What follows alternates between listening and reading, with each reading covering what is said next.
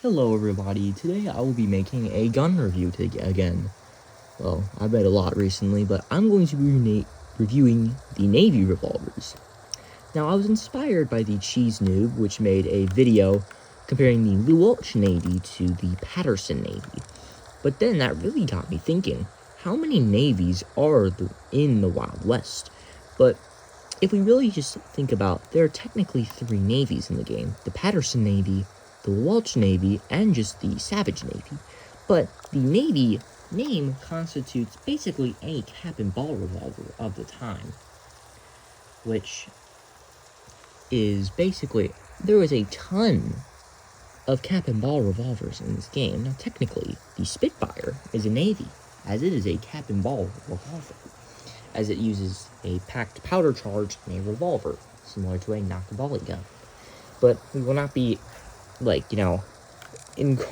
having the Spitfire in this review, as I want to cover the main navies, which I've added the Lamat to this review, as technically it is a Navy. So let's review the first Navy, and the most wanted Navy, the Patterson Navy. The Patterson Navy does 72 to the head and 40 to the body. It has a somewhat slow reload, which I wouldn't call very slow, but similar to an axe gun to put all your bullets in there, which is not bad. Has a very good decent fan speed and decent fan accuracy. I won't really say decent, as it is a very low or poor fanning accuracy, if you guys can see. And even if I just stand back here, okay, I hit all my shots, so it's not a very good example, but it is a very good revolver, very heavy hitting, which you'll see with most navies. Most of them are heavy hitting, except one Navy, which is the next Navy revolver, the Welch Navy. Now, the Welch Navy and Patterson Navy have decent accuracies, but share one thing in common: very bad fanning accuracies. Well, the Welch actually kind of helps it, because you're shooting 2 bullets off a time, similar to a, Dragoon pistol, which only shoots off 1 pellet more when fanning. So, but the Welch, you can spam, basically being able to vaporize your enemies, making this kind of like a machine gun. It has a very painful reload, taking about, I don't even know how long, but very long to reload.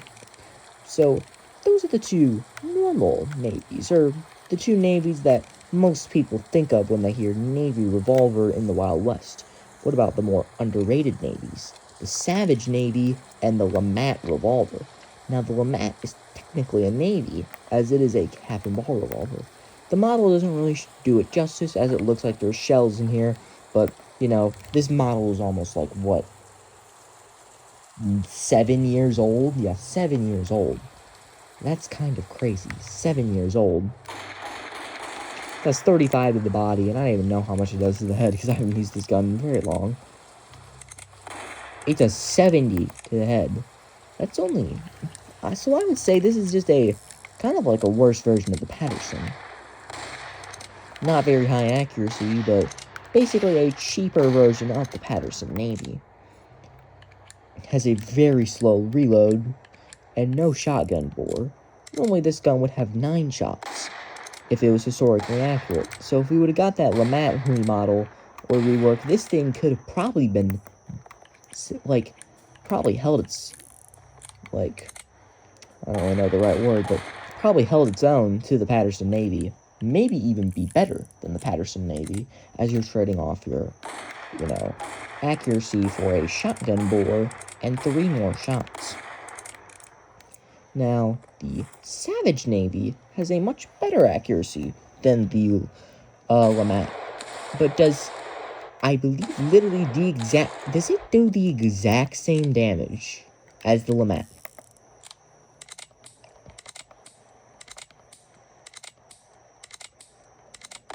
Yeah, it does the exact same damage as the Lamat, which is actually kind of crazy. I've never noticed that. So with the Lamat, you're getting a low accuracy and a longer reload, unlike the Savage Navy, which has a very quick reload and better accuracy. You're getting that fan, which, well, now thinking about it, that just makes the LeMat worse in every single way. I guess you can fan it really fast, which, okay. Now, there technically is the Smith & Wesson Army, but I don't actually know if there's any other cap and ball revolvers in this game. If we're counting, you know, revolvers, and not something like, you know, Spitfire, which is technically a Navy, if we're gonna count any cap and ball revolver as a Navy.